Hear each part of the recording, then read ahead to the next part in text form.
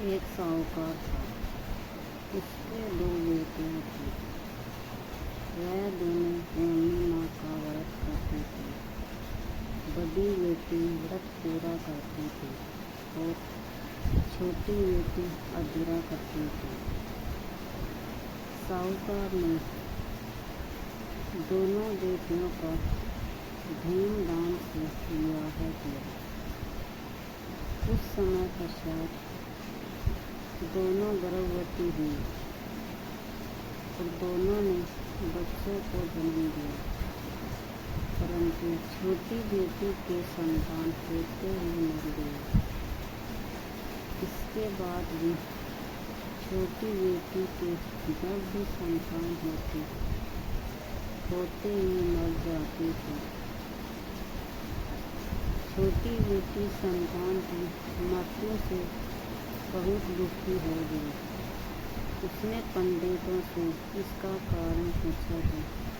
पंडितों ने बताया कि तुम अधूरा व्रत करती हो, जिसके कारण तुम्हारी संतान नहीं होती।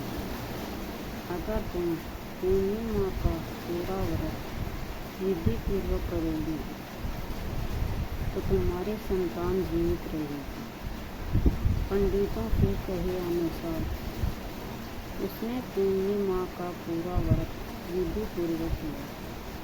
इससे उससे लड़का हुआ, परंतु तुरंत ही मर गया।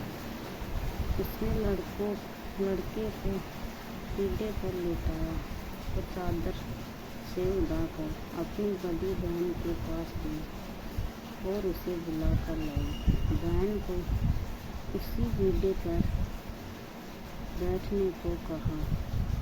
बहन जैसे ही पीढ़े पर बैठने लगी तो उसका घाघरा बच्चे को छू गया।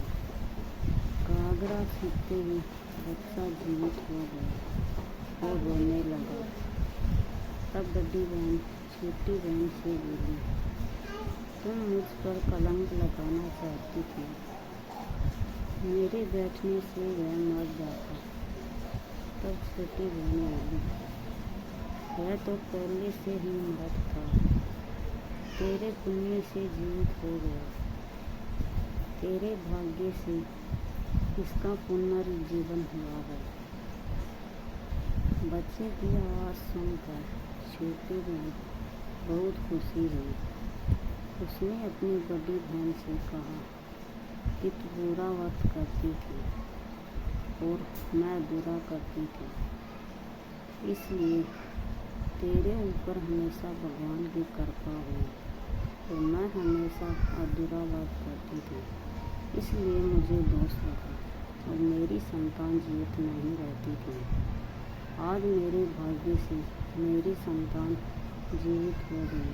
अतः उसने पूरे गांव में ढिंढोरा पिटवा दिया कि जो कोई भी व्रत करे वह पूरा व्रत करे, अधूरा न करे।